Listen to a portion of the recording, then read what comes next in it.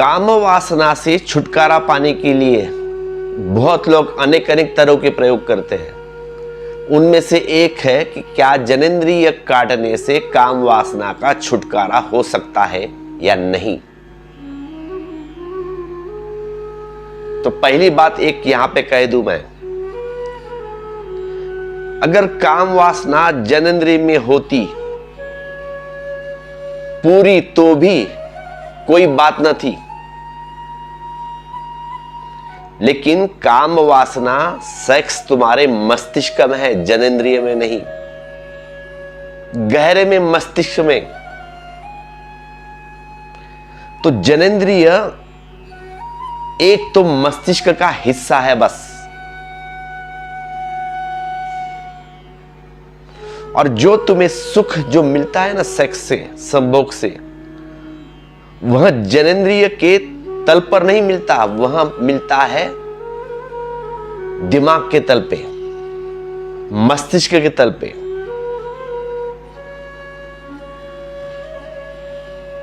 Mind के तल पे।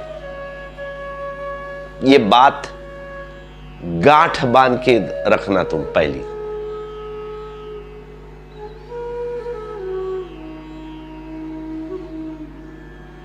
सारा खेल दिमाग का है, माइंड का है।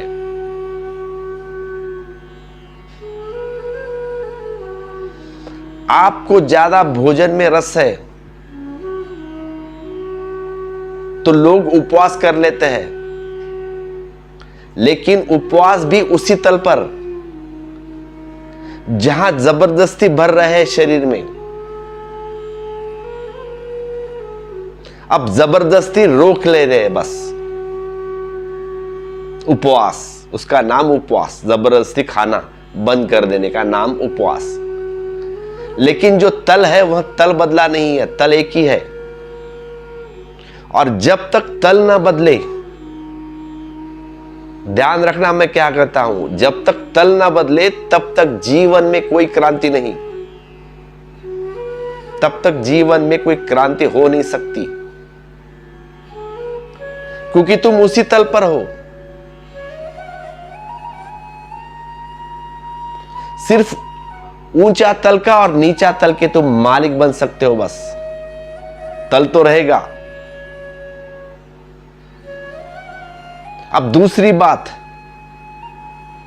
ये हो गई, और स्मरण रखें, अगर आप उसी तल पर व्यवस्था जुटाने की कोशिश करेंगे तो आपके जीवन में दमन और रिप्रेशन हो जाएगा फिर, और आपकी सारी जिंदगी विषाक्त हो जाएगी।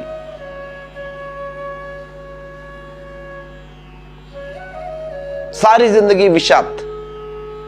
लेकिन अगर दूसरे तल को आप सजग करते हैं, दूसरे तल को आप सजग करते हैं, तब दमन की भी कोई जरूरत नहीं होती।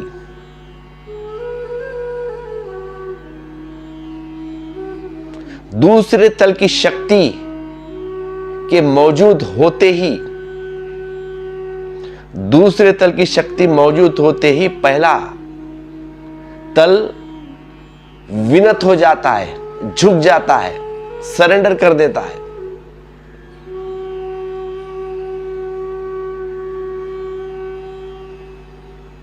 अपने आप सरेंडर हो जाता है पहला तल।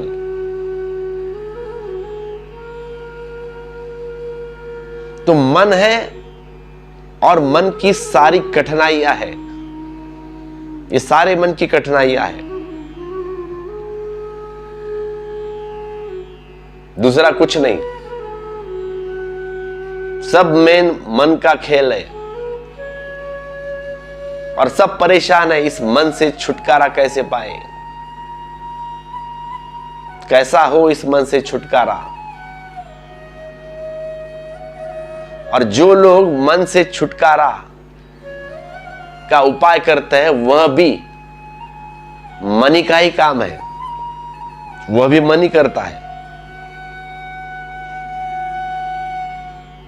उसका ही काम है वह। मन की छुटकारा के लिए जाओ मंदिर, जाते हो ना, सत्संग जाते हो, मंदिर जाते हो। वह मंदिर भी मन ने बनाया है तुम्हारे, वह सत्संग भी मन ने बनाया है। मन का खेल है ये सब मन ने बनाया हुआ खेल। मन से छुटकारे के लिए शास्त्र पढ़ते हैं, उठाते हैं गीता रामायण पढ़ने लगते हैं छुटकारे के लिए। तो शास्त्र भी मन से निर्मित हुए हैं।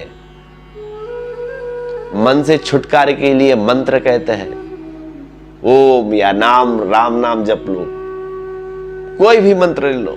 हर एक धर्म के अलग अलग मंत्र है, वे भी मंत्रोच्चार मन की परिधि में है। या जपते बैठो माला, या व्रत ले लो, या कसम खाता हूं मैं, या कसम खा लो। माला जपो, कसम खाओ, व्रत लो, उपवास रख लो, कुछ भी कर लो, वे भी मन, वहां भी मन है। मन ने ही कहा है।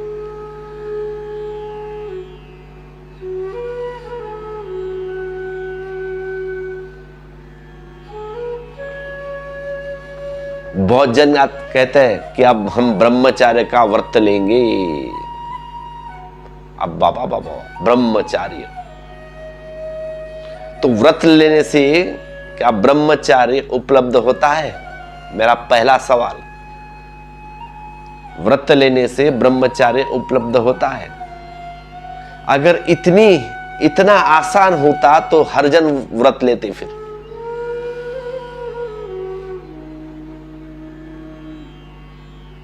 तो व्रत लेने की क्या कठिनाइयां थी, क्या कठिनाइयां होती है? लोग तो व्रत लेते हैं, बाद में मुश्किल में पड़ जाता है। व्रत तो ले लिया हमने, लेकिन सद नहीं जाता, सद नहीं होता। अब क्या करें? मन बेचैन। और मन तो अब इतना बेचैन होता है, जैसे ही व्रत लिया तो उसी की याद आती है। पहले तो मन बेचैन नहीं था, अब व्रत लेने से और बेचैन हो गया। पहले इतनी वासना नहीं जगती थी ब्रह्मचार्य का व्रत लेने से, लेकिन अभी वासना तो बहुत बढ़ गई, उससे भी डबल टिबल 10 गुना। अब क्या करें?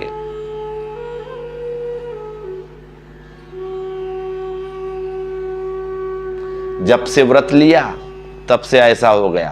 तो चाहे ब्रह्मचार्य का व्रत लो, चाहे उपवास ले लो, या किसी और चीज का व्रत, तो जब से ब्रह्मचार्य का व्रत लेते हो तुम, तब वासना पीछा नहीं छोड़ती। वासना के सिवा जिंदगी में कुछ नहीं रहता, फिर जहां वहां वासना, और लेते हो ब्रह्मचार्य का व्रत। पहले तो कुछ और बातें आती थी मन में, अब वासना के सिवा कुछ नहीं आता। वही चीज शपथ खाली थी ना ब्रह्मचार्य की, अब ब्रह्मचारी हूंगा, व्रत लूंगा मैं, लेकिन तुम्हारे साधु संत बोलते नहीं। कहते हैं हमने ब्रह्मचार्य का व्रत लिया, लेकिन भीतर उसके मन में ब्रह्मचार्य नहीं, दूसरा ही कुछ होता है। व्रत लेते ही नासमझी हो गई तुम्हारी। समझदार लोग व्रत नहीं लेते, समझदार विवेक को जगाते हैं, विवेक को जगाते हैं, व्रत नहीं लेते समझदार। क्योंकि व्रत का मतलब है उसी तल पर उपद्रव करना। जैसे कि एक छोटी सी कक्षा में, एक छोटी सी कक्षा है और उसी में बच्चे लड़ रहे हैं, शोरगुल मचा रहे हैं।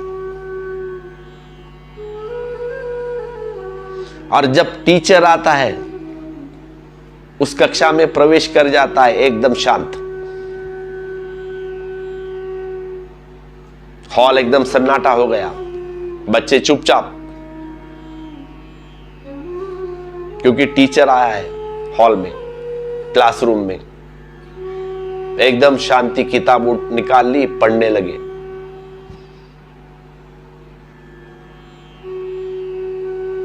जैसे कहीं कुछ हुआ भी नहीं।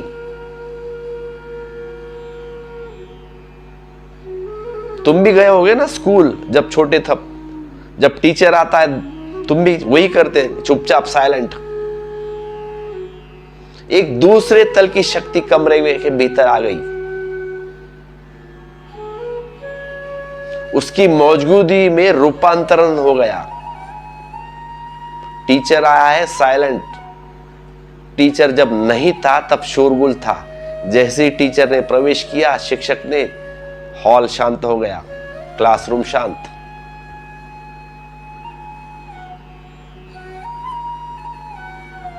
जैसे ही आप ऊंचे तल की शक्ति को जगा लेते हैं, नीचे की तल का संघर्ष, उपद्रव एकदम कम हो जाता है, शांत हो जाता है।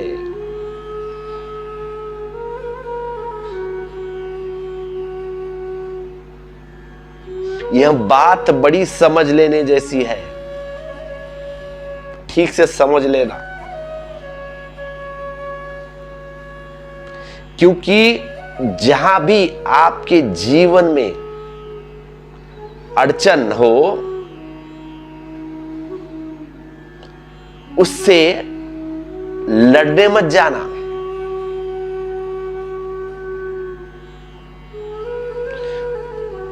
उसके पीछे की शक्ति को जगाने की कोशिश करना। लड़े तो बात खत्म हो गई। उसकी जो पीछे शक्ति है ना, उसे जगाने की कोशिश करो।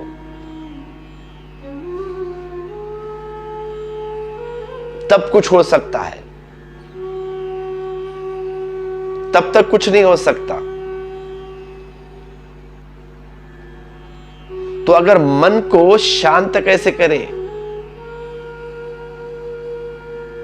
तो उसके लिए मैं कहता हूं, मन की फिक्र छोड़ दो, तुम उसे छोड़ दो खुला, उसकी फिक्र ही मत करो, कुछ मत करो, उसको खुला छोड़ दो। तुम विवेक को जगाओ, तुम्हारे होश को जगाओ, होश से भरो।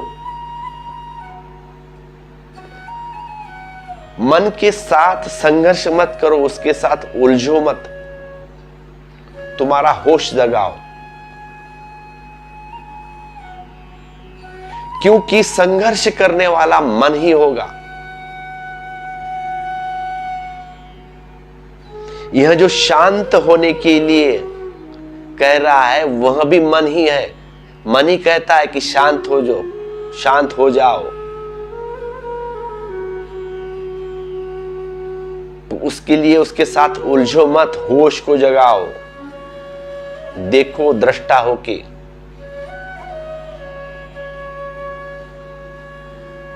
कि मैं अलग हूं सबसे।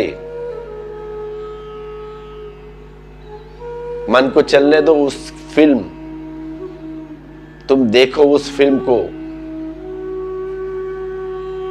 कभी आप मन के उस हिस्से से राजी हो जाते हो जो वासना में भरा है, और कभी मन के उस हिस्से से राजी हो जाते हो जो व्रत, संकल्प, साधना की बातें करते हैं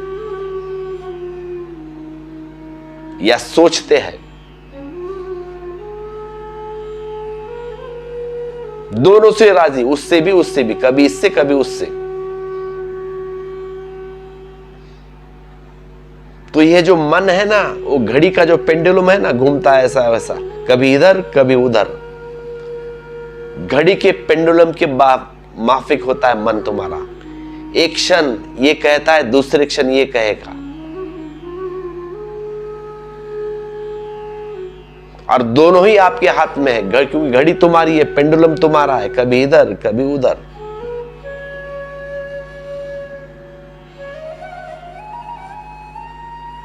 तो मेरे कहने का तात्पर्य इतना ही है कि संघर्ष के तल के ऊपर पीछे गहराई में कोई तत्व खोजना जरूरी है जो जाग सके। विवेक बुद्धि का सार है।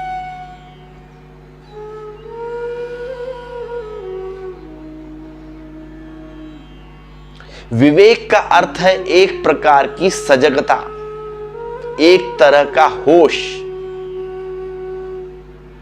कॉन्शियसनेस, कार्य में, विचार में एक तरह की सावधानी।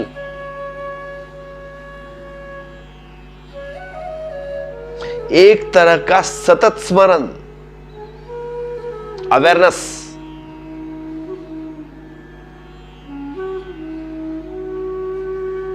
Continuously awareness, total.